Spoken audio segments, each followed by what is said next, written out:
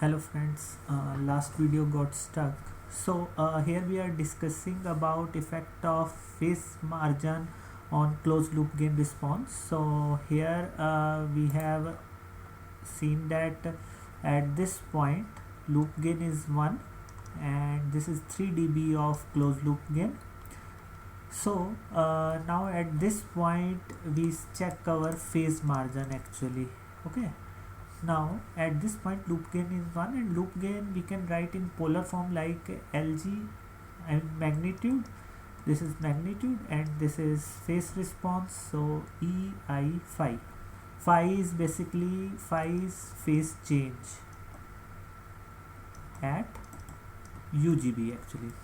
So at UGB magnitude is 1, so loop gain given by this equation. Now we can write this as a cos phi plus I sin phi.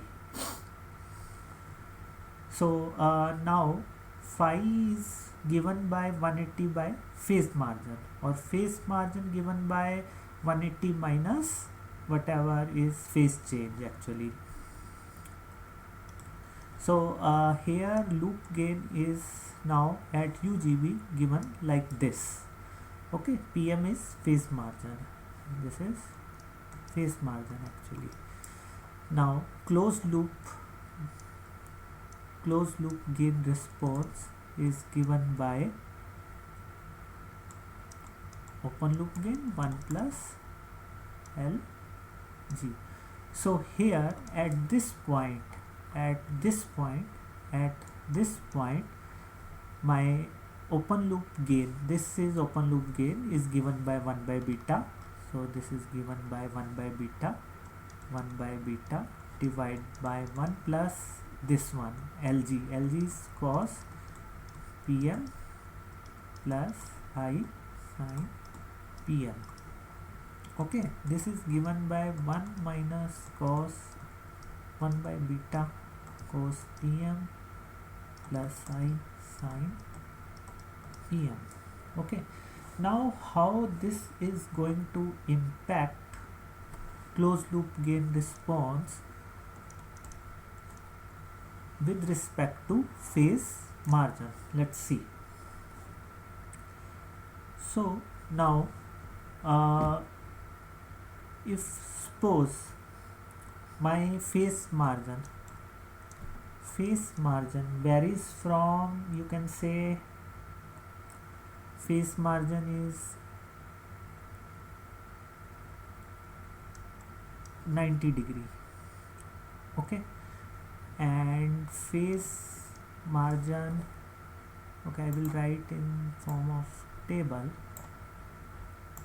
Phase margin is say 0, phase margin say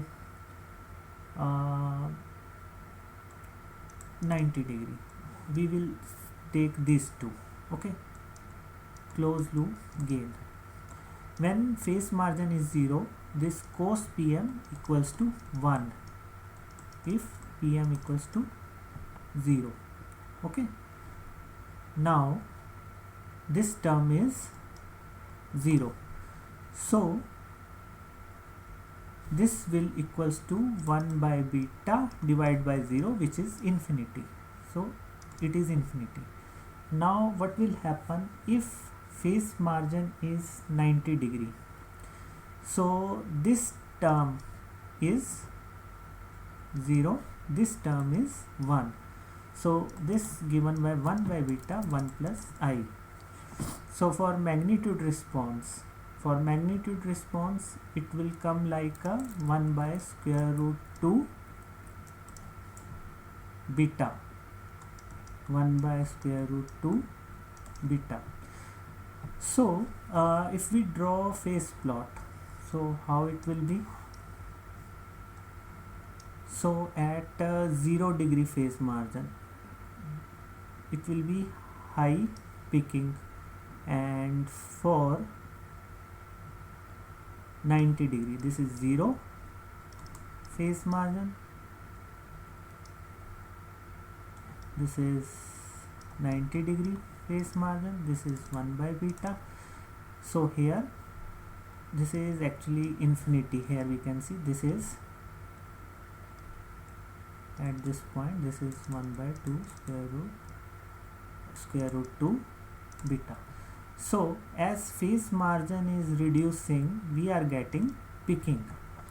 So this here, if we are having low phase margin, we will get more peaking, and if we are having higher phase margin, we will get lower peaking or less peaking.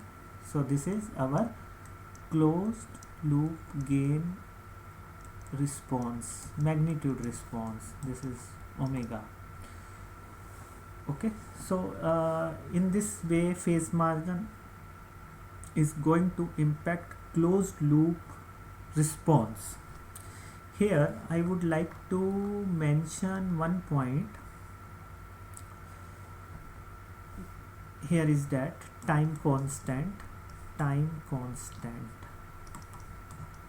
is given by this 1 by omega hyphen minus 3 dB. So this is our time constant. So speed of system depends upon 3 dB frequency of our system. Now for closed loop, our omega 3 dB increased by ADC beta. Okay, so time constant also reduced, so system speed increases. So now suppose you are designing, suppose any buffer which you want to work in unity gain or as a source follower.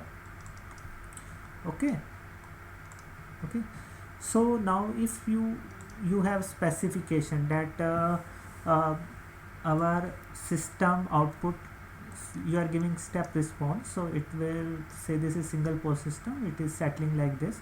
You want it should 90% settle within 10 microsecond. Okay, so now how you will decide bandwidth of this amplifier? So it means, say for 90% you need approximately 3 to, okay, for actually 95% you need approximately 3 to 3 time constants. So time constant is given by ADC, so this is ADC and it's omega naught, beta omega naught, or this should be ADC omega naught, because this is in unity gain, so beta equals to 1. Okay, so now from here this is tau and this is settling time. So TS settling time is basically 3 ADC omega naught. Okay, so from here you can find out 3 dB frequency for your system or bandwidth of your this amplifier. So you need to decide gain bandwidth, or you can say TS is given by 3 times of UGB, 3 times of UGB. So UGB of your loop gain, UGB of your loop gain. Okay, so in this way now you have taken 10 microsecond. Okay, TS is 10 microsecond, so you put 10 microsecond here. So if you put 10 microsecond here, divide by 3, 1 by omega UGB of loop gain, UGB of loop gain equals to 3 by 10 micro, 10 raised to power 6, 3 by 10, so this will be 30 into 10 raised to power 5 by 10, so 300 kilohertz. So omega UGB equals to 300. Okay, so this is omega UGB, so you need to multiply it with 2 pi for frequency, so this is omega UGB